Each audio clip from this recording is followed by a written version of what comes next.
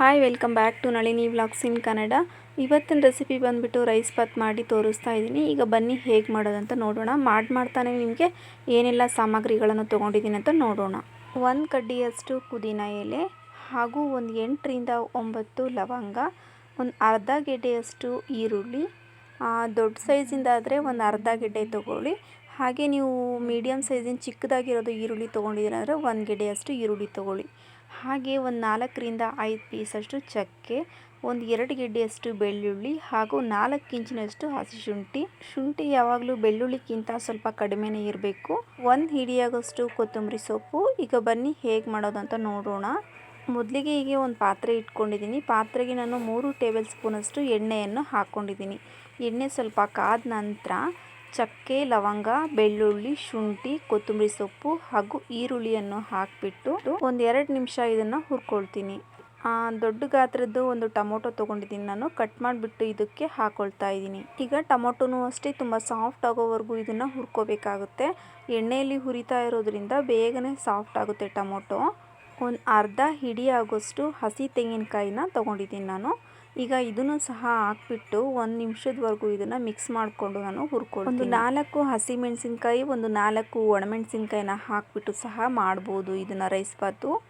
ಈಗ ಇದೆಲ್ಲ ಹುರಿದಾಗಿದೆ. ಹುರಿದಾದ ನಂತರ ನಾನು ಗ್ಯಾಸನ್ನು ಆಫ್ ಮಾಡಿಬಿಟ್ಟು ಇದನ್ನು ತಣ್ಣಗಾದ ನಂತರ ನಾನು ಮಿಕ್ಸಿಗೆ ಹಾಕ್ಕೊಂಡು ಬರ್ತೀನಿ. ಈಗ ಅದೇ ಪಾತ್ರೆಯಲ್ಲಿ ನಾನು 1.5 ಸೌಟಷ್ಟು ನಾನು ಎಣ್ಣೆಯನ್ನು ಹಾಕ್ಕೊಂಡಿದ್ದೀನಿ. ಎಣ್ಣೆ ಕಾದ ನಂತರ ನಾನು 2 ಪೀಸಷ್ಟು ಚಕ್ಕೆ, ಒಂದು 3ರಿಂದ 4 ಲವಂಗ ಹಾಗೂ ಒಂದು ಸ್ಟಾರ್ ಹೂವು, ಹಾಗೆ ಕಸೂರಿ ಮೆಂತಿ 1 ಟೇಬಲ್ ಸ್ಪೂನಷ್ಟು ಕಸೂರಿ ಮೆಂತಿನ ಹಾಕಿಬಿಟ್ಟು ಚೆನ್ನಾಗಿ ಇದನ್ನು ಹುರ್ಕೊಂಡು ಆದ ನಂತರ ನಾನು ಈರುಳ್ಳಿಯನ್ನು ನಾನು ಹಾಕ್ಕೊಳ್ತಾ ಇದ್ದೀನಿ. ಈರುಳ್ಳಿ 2 ಗೆಡ್ಡೆಯಷ್ಟು ಈರುಳ್ಳಿಯನ್ನು ನಾನು ಕಟ್ ಮಾಡಿಬಿಟ್ಟು ಹಾಕ್ಕೊಂಡಿದ್ದೀನಿ. ಹಾಗೆ ರುಚಿಗೆ ತಕ್ಕಷ್ಟು ಉಪ್ಪು. ಒಂದು 2 ನಿಮಿಷ ಇದನ್ನು ಚೆನ್ನಾಗಿದೆ ಹುರ್ಕೊಳ್ತೀನಿ ಈರುಳ್ಳಿಯನ್ನು. 1/4 ಕೆಜಿಯಷ್ಟು ಬೀನ್ಸು, ಹಾಗೆ ದೊಡ್ಡದಾಗಿರುವಂಥದ್ದು ಕ್ಯಾರೆಟು 1, ಆಲೂಗಡ್ಡೆ 2 ಈ ರೀತಿಯಾಗಿ ನಾನು ಕಟ್ ಮಾಡಿಬಿಟ್ಟು ಇಟ್ಕೊಂಡಿದ್ದೀನಿ. ಹಾಗೆ ಒಂದು ಅರ್ಧ ಬಟ್ಲಷ್ಟು ನಾನು ಮೊಸರು ತೊಗೊಂಡಿದ್ದೀನಿ, ಗಟ್ಟಿ ಮೊಸರು ತೊಗೊಂಡಿದ್ದೀನಿ ನಾನು. ಈಗ ಈರುಳ್ಳಿ ಎಲ್ಲ ಸ್ವಲ್ಪ ಸಾಫ್ಟಾಗಿ ನಾವು ನೀಟಾಗಿ ಫ್ರೈ ಆಗಿದೆ. ಫ್ರೈ ಆದ ನಂತರ ನಾನು ತೊಗೊಂಡಿರುವಂಥ ತರಕಾರಿನ ನಾನು ಹಾಕ್ಕೊಳ್ತಾ ಇದ್ದೀನಿ. ತರಕಾರಿನ ಇದು ಎಣ್ಣೆ ಒಳಗೆ ಚೆನ್ನಾಗಿ ಇದನ್ನು ಫ್ರೈ ಮಾಡ್ಕೋಬೇಕಾಗುತ್ತೆ. ಇದು ಫ್ರೈ ಆದ ನಂತರ ನಾನು ಈಗ ರುಬ್ಬಿರುವಂಥ ಮಸಾಲೆ ಏನಿದೆ ಅದನ್ನು ಸಹ ನಾನು ಈಗ ಹಾಕ್ಕೊಂಡಿದ್ದೀನಿ. ಈಗ ಇದು ಸ್ವಲ್ಪ ಒಂದು 2ರಿಂದ 3 ನಿಮಿಷದವರೆಗೂ ಇದನ್ನು ಎಣ್ಣೆ ಎಲ್ಲ ಸೈಡ್ಸೆಲ್ಲ ಎಣ್ಣೆ ಬಿಟ್ಕೊಳ್ಬೇಕು. ನಾವು ಅಷ್ಟೋವರೆಗೂ ಇದನ್ನು ಚೆನ್ನಾಗೀಗ ಹುರ್ಕೋಬೇಕಾಗುತ್ತೆ. ಈಗ ನೋಡ್ತಾ ಇರ್ಬೋದು ಸೈಡ್ಸಲ್ಲೆಲ್ಲ ಸ್ವಲ್ಪ ಎಣ್ಣೆ ಬಿಟ್ಕೊಳ್ಳೋಕೆ ಸ್ಟಾರ್ಟ್ ಆಗಿದೆ. ಈ ಟೈಮಲ್ಲಿ ನಾನು ಅಚ್ಕಾರದ ಪುಡಿ ನಾನು ಹಾಕ್ಕೊಂಡಿದ್ದೀನಿ. ಅಚ್ಕಾರದ ಪುಡಿ ಸುಮಾರಾಗಿ ನಾನು 1 ಟೇಬಲ್ ಸ್ಪೂನಷ್ಟು ಅಚ್ಕಾರದ ಪುಡಿ ಹಾಕ್ಕೊಂಡಿದ್ದೀನಿ. ಅದಾದ ನಂತರ ನಾನು ತೊಗೊಂಡಿರುವಂಥ ಮೊಸರು ಏನಿದೆ ಅದನ್ನು ಸಹ ನಾನು ಹಾಕ್ಕೊಂಡಿದ್ದೀನಿ. ಮೊಸರೆಲ್ಲ ಹಾಕಿದ ನಂತರ ಈಗ ಹೈ ಫ್ಲೇಮಲ್ಲಿ ಇಟ್ಬಿಟ್ಟು ಒಂದು 2ರಿಂದ 3 ನಿಮಿಷ ಮತ್ತೆ ಹುರ್ಕೊಂಡಾದ ನಂತರ ಈಗ ನಾನು ನೀರನ್ನು ನಾನು ಹಾಕ್ಕೊಳ್ತಾ ಇದ್ದೀನಿ. ನೀರು ನಾನು 2 ಗ್ಲಾಸ್ ಅಕ್ಕಿ ತೊಗೊಂಡಿದ್ದೀನಿ. ನೆನೆಸ್ಲಿಕ್ಕೆ ಇಟ್ಟಿದ್ದೀನಿ ಅಕ್ಕಿಯನ್ನು ಒಂದು 5 ನಿಮಿಷದವರೆಗೂ.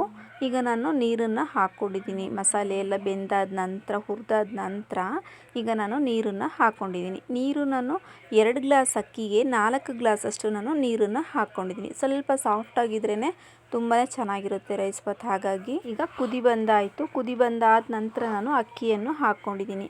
ಅಕ್ಕಿ ಈಗ ಒಂದು 8 ನಿಮಿಷಗಳ ಕಾಲ ಈ ರೀತಿಯಾಗಿ ನಾನು ಬೇಯಿಸ್ಕೊಂಡಿದ್ದೆ. ಈಗ ನೋಡ್ತಾ ಇರ್ಬೋದು ನೀವು ಒಂದು 3/4 ಭಾಗದಷ್ಟು ಈಗ ಬೆಂದಿದೆ. ಈಗ ಮೇಲ್ಗಡೆ ನೀರಿನ ಅಂಶ ಏನಿದೆ ಅದನ್ನು ನಾನು ಈ ರೀತಿಯಾಗಿ ನಾನು ಮಿಕ್ಸ್ ಮಾಡ್ಕೊಳ್ತಾ ಕೆಳಗಡೆಗೆ ಅಂದ್ಕೊಳ್ತಾ ಇದ್ದೀನಿ. ಈಗ ಒಂದು ಪ್ಲೇಟನ್ನು ಮುಚ್ಚಿಬಿಟ್ಟು 4 ನಿಮಿಷದವರೆಗೂ ಇದನ್ನು ಅರಳೋದಕ್ಕೆ ನಾನು ಬಿಟ್ಟಿದ್ದೆ. ಈಗ ನೋಡ್ತಾ ಇರ್ಬೋದು ತುಂಬಾ ಸಾಫ್ಟಾಗಿ ರೆಡಿ ಆಯಿತು ರೈಸ್ ಬಾತ್. ಇದು ತುಂಬಾ ಸಾಫ್ಟಾಗಿ ಹಾಗೆ ತುಂಬಾ ರುಚಿಯಾಗಿರುವಂಥ ರೈಸ್ ಬಾತು. ನೀವು ನಿಮ್ಮ ಮನೆಗಳಲ್ಲಿ ಟ್ರೈ ಮಾಡಿ ಹೇಗಾಗಿದೆ ಅಂತ ನನಗೆ ಹೇಳಿ ಕಮೆಂಟ್ ಬಾಕ್ಸಲ್ಲಿ ಕಮೆಂಟ್ ಮಾಡಿ. ಯಾರೆಲ್ಲ ಇನ್ನೂ ನನ್ನ ಚಾನಲ್ನ ಸಬ್ಸ್ಕ್ರೈಬ್ ಮಾಡಿಲ್ಲ ಪ್ಲೀಸ್ ಹೋಗ್ಬಿಟ್ಟು ಸಬ್ಸ್ಕ್ರೈಬ್ ಮಾಡ್ಕೊಂಡು ನೋಡಿ. ತುಂಬ ವೀಡಿಯೋಸ್ ಎಲ್ಲ ಹಾಕಿದ್ದೀನಿ. ಲೈಕ್ ಮಾಡೋದು ಮಾತ್ರ ಮರಿಬೇಡಿ. ಕಮೆಂಟ್ ಬಾಕ್ಸಲ್ಲಿ ಕಮೆಂಟ್ ಮಾಡಿ. ಓಕೆ ಬಾಯ್.